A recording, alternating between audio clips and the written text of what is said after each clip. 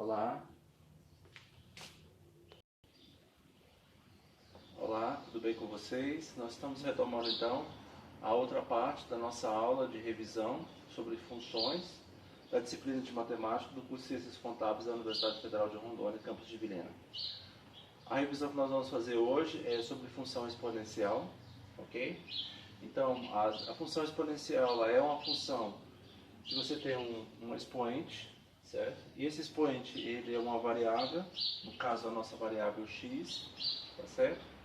Então ela tem essa estrutura, y igual a b vezes a elevado a x. Esse a aqui, ele é a nossa base, certo? E tem umas condições de existência para a função exponencial, certo? O a deve ser um número maior que zero, então ele não pode ser um número negativo, né? A base não pode ser negativa. Ele tem que ser um número diferente de 1, isso é óbvio, porque se a base for 1 elevado a qualquer número, né, sempre vai ser 1. Então precisa ser um número diferente de 1, então o a precisa ser um número diferente de 1. O b precisa ser um número diferente de 0, porque se o b que está multiplicando o a for 0, você tem uma função constante, y é igual a 0, certo? E você não tem uma variação exponencial, certo? O gráfico da função exponencial, basicamente nós temos dois modelos de gráfico. Então é uma coisa bem simples, tá? Para vocês entenderem. Então nós temos esse formato, certo? E nós temos esse formato.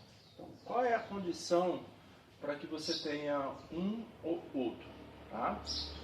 Então, quando o a for um número maior que zero, a base for um número maior que... Desculpe, aqui é um número maior que 1, tá certo? Quando o número for um número... O a for um número maior que 1, você tem uma função crescente. E se a base estiver entre 0 e 1, tá? Então você tem uma função decrescente. É simples. Se você olhar, por exemplo, essa função, 2 elevado a x. Essa é uma função exponencial. A base, ela é maior que 1. Então ela é função crescente e ela tem esse formato. Certo? Então suponha que você tem agora 0,3 elevado a x. Observando essa função, você já pode dizer como é o gráfico dela, tá certo? Essa base, ela é um número entre 0 e 1. É um número fracionário, é um número decimal, tá certo? Entre 0 e 1. 3 décimos, tá? Esse número aqui, essa base, nos indica como é o gráfico. O gráfico, ele tem esse formato e a função é decrescente, tá certo? Agora, um outro ponto muito importante é você determinar, ok, note que esse gráfico ele está tocando o nosso eixo y, certo? Aqui também, ele é crescente e toca o eixo y. E que ponto é esse? Esse é o ponto que está acompanhando